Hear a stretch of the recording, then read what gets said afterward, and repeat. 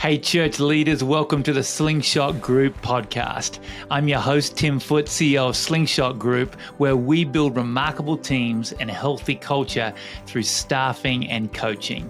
Today on the show, I'm joined by Pastor Léonce Crump.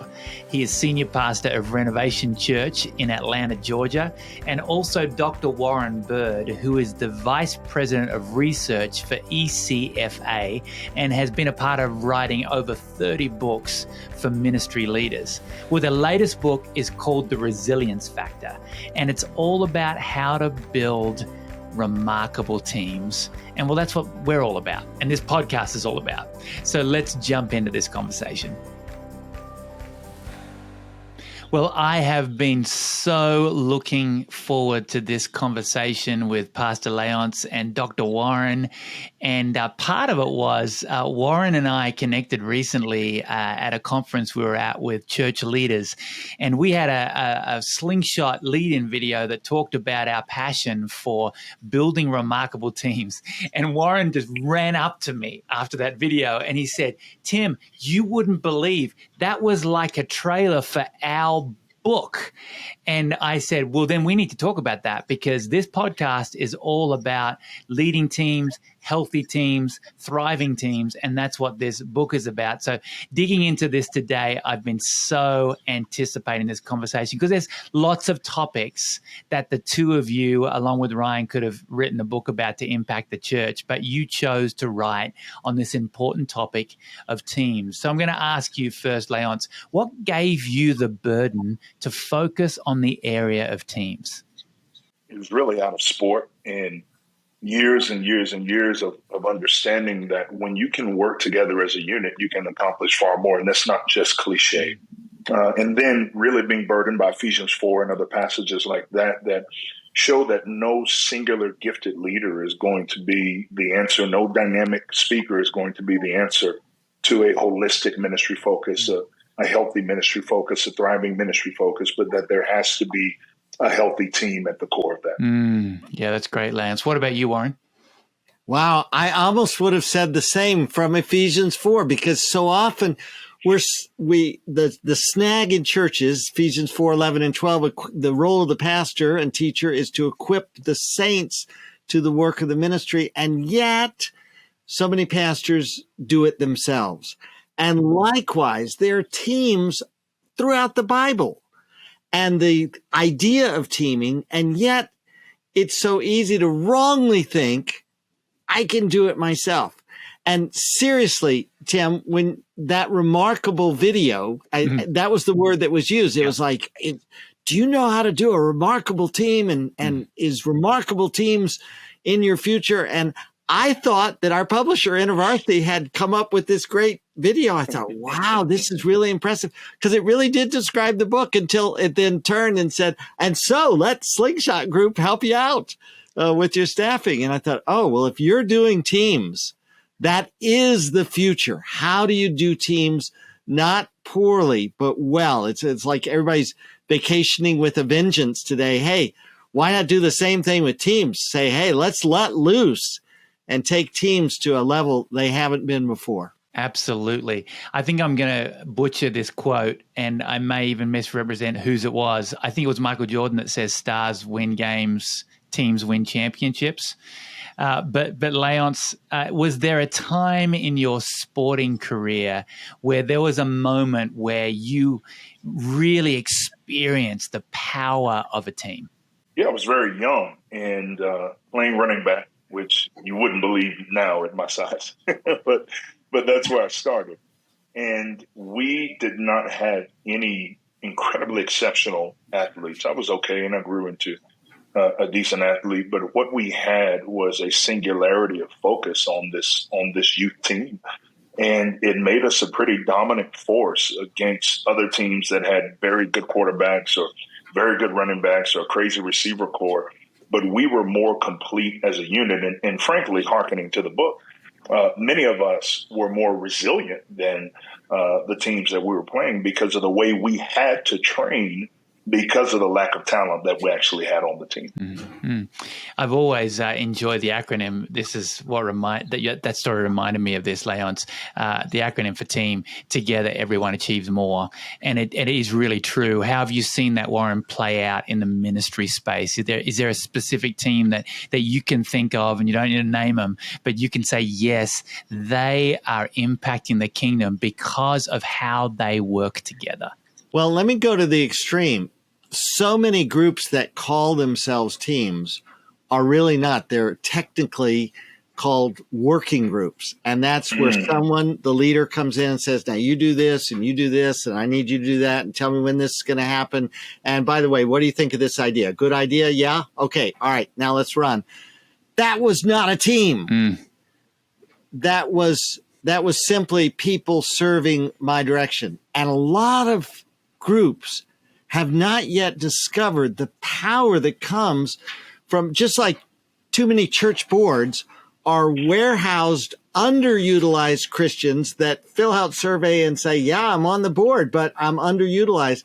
So likewise, why do people not like staff meetings and all the jokes you hear about team meetings? It's because their talents haven't been utilized. They haven't been brought out to say, hey, I make a difference, and my presence makes a difference, and my contribution makes a difference, and that together, TEAM, as you say, together, everybody achieves more.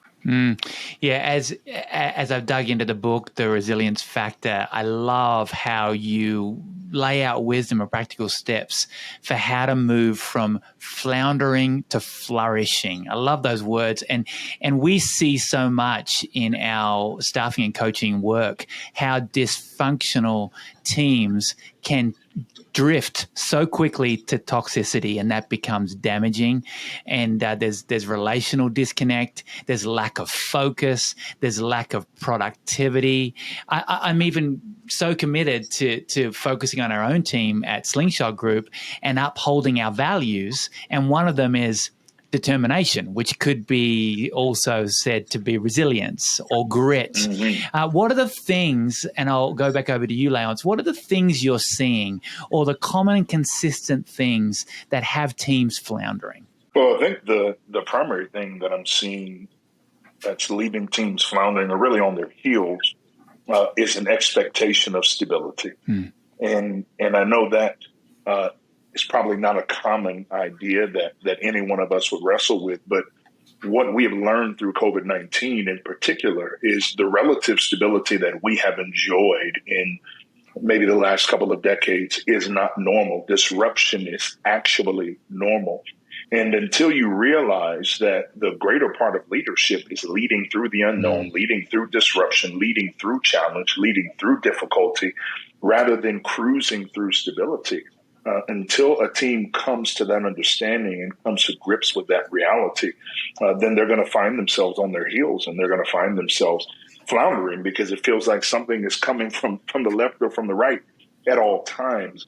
And if that is not the expectation, then there's no way that you can actually be a resilient or thriving team. Yeah, the guy who wrote the Ford, Todd Bolsinger, wrote the book Canoeing the Mountains, and it's about the Lewis and Clark expedition that we take the boats to the end of the river, which it comes up in mountains, and that isn't what they were expecting.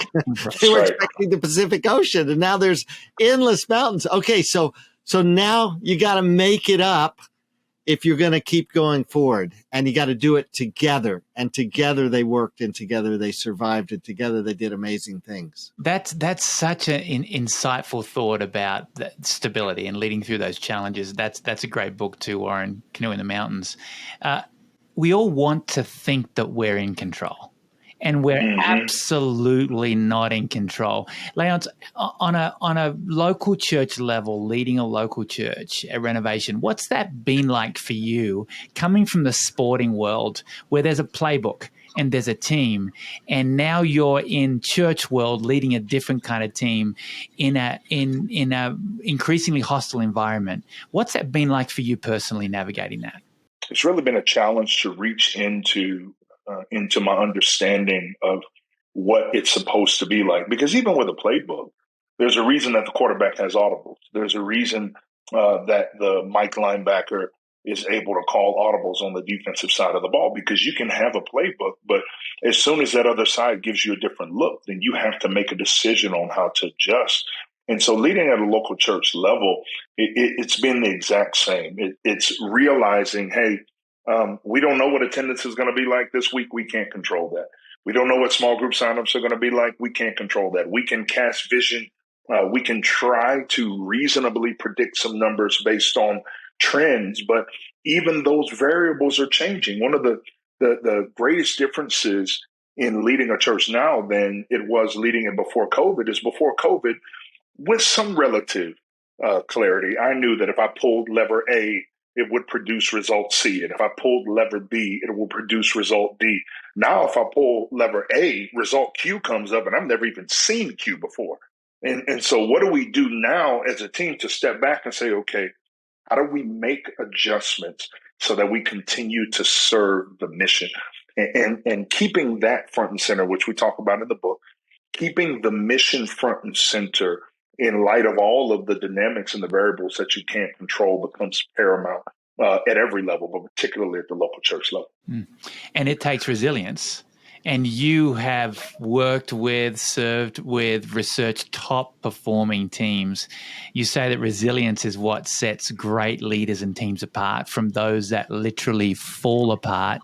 Warren, unpack resilience for us.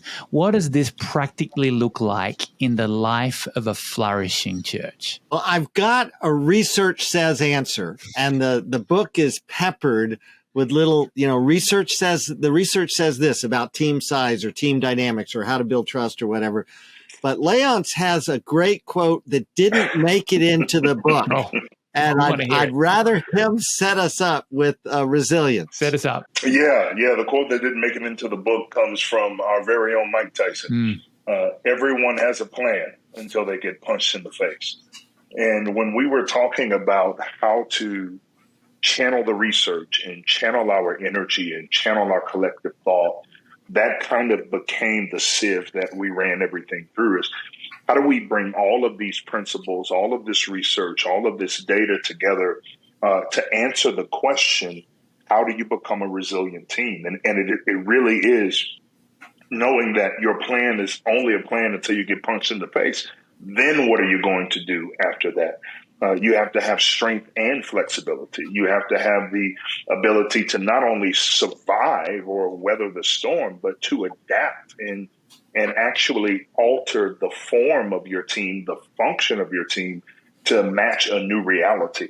That's actually what it means to be a resilient team. And Warren, I want to hear the research. Yeah. Okay. The research says one recent study identified 4 critical characteristics of excellent teams: candor, resourcefulness, compassion, and humility. And we unpack those as what do they look like in your trust building environment. Trust building and purpose shaped. We clarifying your purpose of why you're doing it is so overlooked and underutilized as part of defining who you are as a team and what that resilience might look like. That's really helpful. Going back to your Tyson quote, Léonce, you've been punched in the face. And there must have been a time in ministry where it felt crippling and you wondered whether you could go on. And I wonder whether you can point back to a moment where that inspired this book that you co-wrote with 2 others, but there's got to be an emotion there from your days of ministry. Is there something that comes to mind? Absolutely. The pandemic notwithstanding, prior to even entering that season, we had a massive disruption in our church. We had a total breakdown across our elder team. We divided over an issue. We could not come to reconciliation. No one wanted to follow the same path toward reconciliation. No plan brought us to any type of resolution. And so on the other side of that, we lost a number of our elders in the process. And then we came right out of that into the pandemic. So that was my 2019 to 2020. And there were a number of times, my brother was fighting cancer at the time. I lost him in September of 2021. One of my mentors took his own life in May of 2020. So this has been my last several years. And there have been a number of times that I've stepped back and said, maybe it is time for me to fold up the tent and find somewhere else to be and find something else to do. And if it wasn't for the Spirit of the Lord and the strength of my team, the support system that I have around me, I probably would have walked away. It feels like, Léonce, listening to that, and thank you for sharing with such transparency, that the book for you is almost gratitude to a team that has supported you through it, and how to develop teams from this place, how to scale this and replicate this in other churches. Talk to the leader who's listening to this right now, who's feeling completely overwhelmed by where to start and what to do next. Yeah, I would say if you're in that place of complete overwhelm, the first thing to do is step back, seek the Lord, and accept reality. That was the hardest part. It was accepting reality. I wasn't going to mend my team, my older team. Staff team was fine, but there was nothing I could do. I had no control. I had to accept the reality of the collateral damage that was going to inevitably happen in our congregation. And we did our best for a year to mitigate all of those variables, but everything eventually came to the surface. And so if you're a place where you're feeling overwhelmed, your first step is to get some perspective and accept the actual picture that's in front of you right now.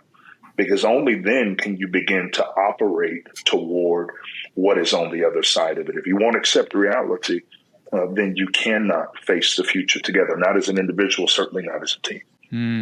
That acceptance is such a huge part of this, and I guess that falls into the candor that you were talking about, Warren. I'd love to hear your thoughts on this as well.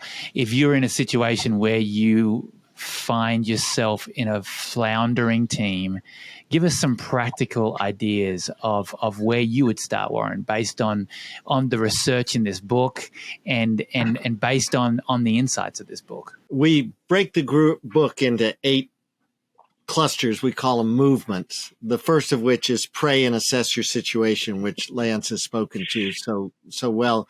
And we give very specific handles using the Nehemiah metaphor, or the history, and that as a metaphor for what to do.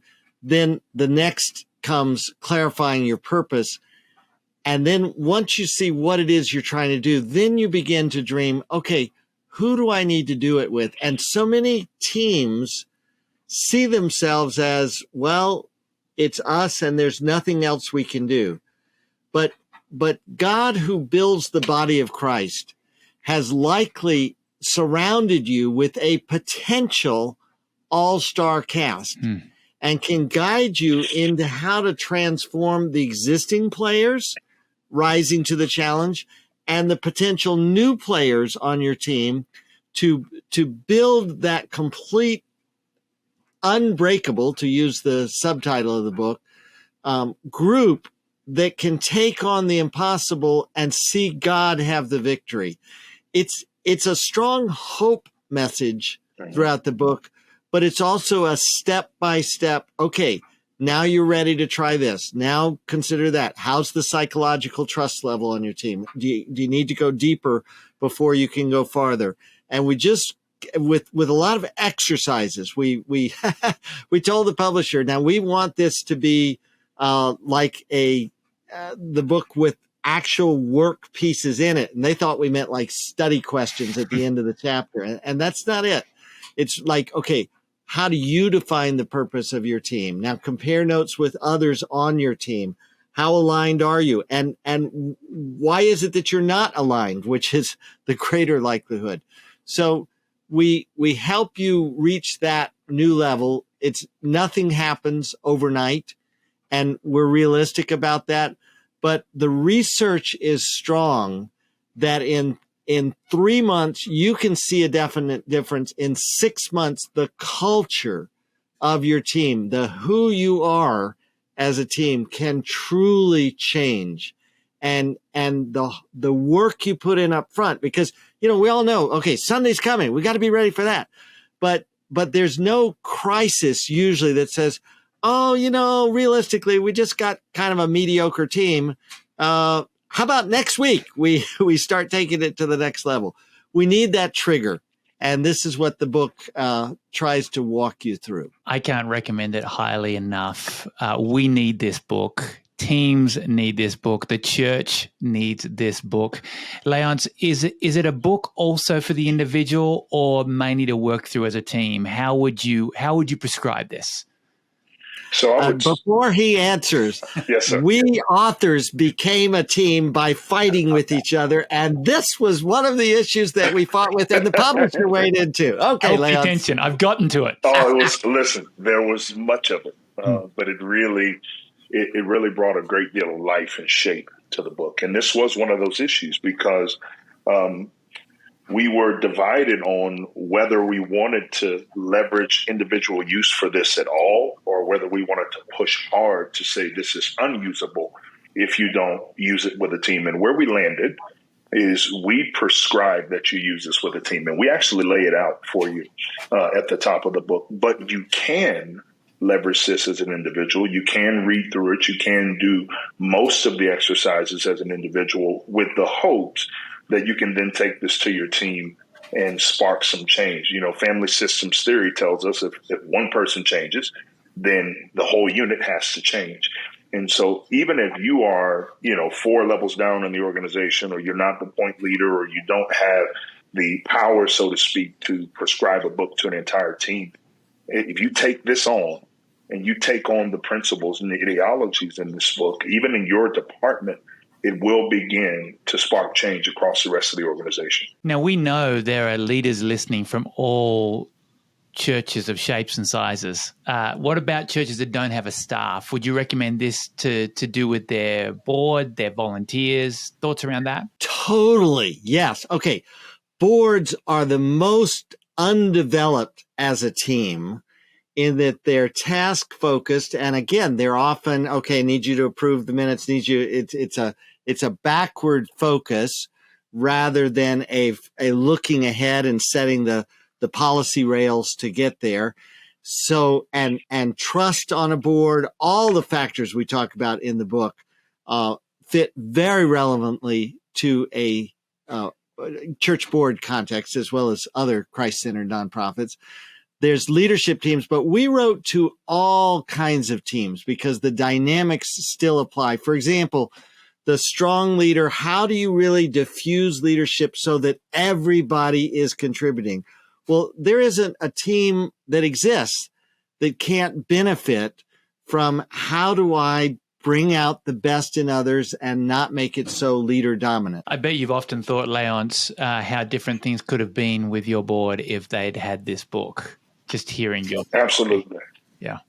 Absolutely. And even if I had the book, and I actually tell the story lightly, Warren was a great wisdom and help for me as I told that particular story to not delve into too many details. But I do share this story in the book and the lessons that I learned. And to be very frank, had I had a book like this one, I think that there were about 70% of the mistakes that were made could have been avoidable. But we had to learn those things the hard way. And now we've been able to translate them into this work. That's really helpful. We so appreciate your passion towards this area of teams because, as we started this podcast, we share this passion at Slingshot Group. One of the greatest joys we have is when we get to work with a team to help them search for the right resilient leader to help them be remarkable. So thanks for what you're doing. And while I have you both here, I'll start with you, Warren. You are one of the most researched leaders I've ever come across. I bet you, Léonce, during the writing of this book, you would shake your head and roll your eyes at some of the amazing stats and research that Warren Bird would come out with. So, Warren, if there's something big happening in the area of the church right now, you've probably got a stat for that. So thinking big picture, out of all the things that are changing in this cultural moment, what has your attention and curiosity right now? What are you noticing that you're noticing? And what do the leaders listening to this today need to be paying attention to? Yes, I have an answer to respond, but I want to say, for me to say 82% of this or whatever means nothing without the heart-touching story that goes with it, and then to say, okay, and 82% of people feel that way or have had that experience or have banged against that wall. So I've learned to appreciate that numbers don't move hearts, but they do give thought leadership. Absolutely. And very few leadership decisions are made without some kind of metric to be able to say, okay, where is the culture moving, or specifically what percent of people are responding or whatever. The pandemic comeback, let's just park there for a little while on that topic of what are we learning, is first that those who circled the wagons and waited and are still waiting are going to wait forever because the people aren't coming back. The watchword is of churches that are rebuilding, relaunching, restarting. 30% is usually the lowest number I hear for that. Oh, since the pandemic, at least X percent, 30% or higher are new people that we hadn't seen. So it's a whole new audience, a whole new culture. Then the next rub is moving people into involvement, into kids ministry in particular. And that's often the threshold to monitor. The shift of people, churches have gotten a false sense that things are okay because the money didn't take nearly the hit that the involvement did. But as Scripture wisely points out, where your treasure is, there your heart is also. And for people who, pre-pandemic, the most involved people in life, the most in church, were always the biggest givers. So that's been people who are sitting at home, having donuts, and loving to watch the podcast. Their engagement level is going to drop off, and so is their finances. But who is setting the pattern for us? ECFA, Evangelical Council for Financial Accountability, just did the nation's largest study of church planting. And I am convinced that everyone, and by the way, it's free downloads at ecfa.org/surveys. But I'm convinced that every church to go forward today has to learn to be a lot like a church planter, a lot like, how do I find the non-responsive, the missing crowd, and how do I speak the gospel to them in a language that invites them in? And that reaching out is the pathway for every church during this rebuilding, relaunching time coming out of COVID. The harvest, Jesus reminded us, and still true today, is plentiful. There's a harvest to be reached, usually after times of social turmoil. Think the 60s, and out of it comes the Jesus revolution. The harvest is plentiful. It's the workers that are in need. And that's what Ephesians 4, that we've already spoken about, the training the saints to do the work of the ministry, is all about. We need it more than ever, Warren, and that's so helpful. That's insightful. You know, it's interesting at my home church here in the Denver area. We're a 150-year-old church, but our lead pastor describes us now as a 150-year-old church plant since the pandemic, and we need to think, that's it, exactly, innovate, and it takes resilience. It's the value that you named your book after. So important. I also appreciate your connection to research and stats and story.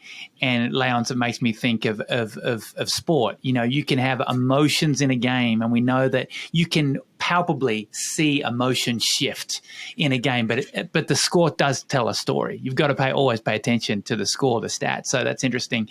Pastor Léonce, you obviously lead Renovation Church, and you've led it since 2008. You're in the trenches of day-to-day ministry, like so many of the church leaders who are listening today. And I'm sure you've learned so much over the last 15 years in ministry, but I'm curious what you're leaning into and discovering right now as a pastor and a leader. Yeah. Just to give a little bit of context, my wife and I moved to Atlanta in 2008. We had 3 false starts. Nobody tells those stories, but we had 3 false starts. Our first team fell apart over the book, The Shack. We don't have time to get into that today. Our second team all moved away. And that's when we discovered missiologically that Atlanta is one of the most transient cities in the nation. In fact, Warren is a native Atlantan that won't come home. And then our third team, we kind of had to let them go because we partnered with Perimeter Church, and Perimeter Church put kind of a year distance on actually launching, and several of those people were not prepared to wait that long. So we moved here in 2008, but the church didn't actually start until 2011. And out of all of these years, from being a scratch parachute plant, literally, dropped into the city, no team, no support, no backing, until we met Perimeter Church, to, growing that church to a downtown mega church, to navigating church trauma and then navigating a pandemic. One thing has stood the test of time, and it is the thing that I'm continuing to lean into, and that is the basics of preaching the gospel, getting people on mission, and developing their gifts and their talents so they can make a difference in the world. That's what I'm leaning into more now than ever before, because all of the other pieces have changed so dramatically: attractional, incarnational, missional, emergent, traditional, contemporary. None of that really matters on the other side of a disruption so significant. And so we have to go back to the first things. Acts 2:42, they committed themselves to the apostles' teaching and the breaking of the bread and gathering together in the temple and in homes. And we have just really been pressing into those things and trying to put an Ephesians 4 umbrella over everything that we're doing, and really developing the priesthood of believers. And it's interesting you asked that, because I was talking to our children's director the other day. She's part-time. Of course, all the literature says that once you hit 100 kids, that person should go full-time. And this is a great example, because we have such a strong volunteer base that with over 100 children, our children's director can still be part-time. And we just pulled off our first kids camp this year. And I was talking to her in between sessions at the kids camp, and I said, it blows my mind that we are 60% of the size that we used to be, but we're doing 3 times the ministry we used to do. What changed? And the only variable that changed is with the loss of people, with the loss of finances, with the disparate nature of church attendance, and which has held back many, many staffs. We've had to go back to the first things. We've got to make disciples. We've got to preach the gospel. We got to get people clearly on mission. We got to develop their gifts and their talents, and we got to release them in the world. And we're actually starting to see the fruit of that. That is a powerful message, Léonce. Thank you for that. For our church leaders listening today, thank you for the work you're doing on the front lines. Warren, listening to that, any final thoughts you would have after listening to Léonce talk? Reproduction is really where it's all about, and we want to help people build a healthy team, but there's a so that, not just so that you can fulfill the purpose of your church or other contexts, but so that there will be a ripple effect in the whole culture of the church, so that leaders will be sent out, because leaders inevitably move, and they need to carry with them health and good culture, so that as goes the team, especially the team on top, there are ripple effects all over. So if you're looking for an urgency to say, well, next week, the next week, the week after that, we'll get to doing teams and improving team, today is the day. You invest now, and the ripple effect will be far broader than what any one person could do alone. So goes the team, so goes the church. And thank you for providing this amazing resource for teams to help them be resilient and remarkable. Again, Pastor Léonce, thank you for leading on the front lines and sharing your story with us today. And Warren, thank you for all the ways that you support the Big C Church. We've really appreciated this conversation. Thanks for joining us today. So much to unpack with your team after listening to that conversation. And if this book wasn't already on your radar, it is now. And if you'd like more information, go to resiliencefactor.info. If you enjoyed this conversation today, please consider sharing it with another leader, leaving a comment in Apple Podcast, or subscribing, because we'd love to continue with you on the journey as you build your remarkable team.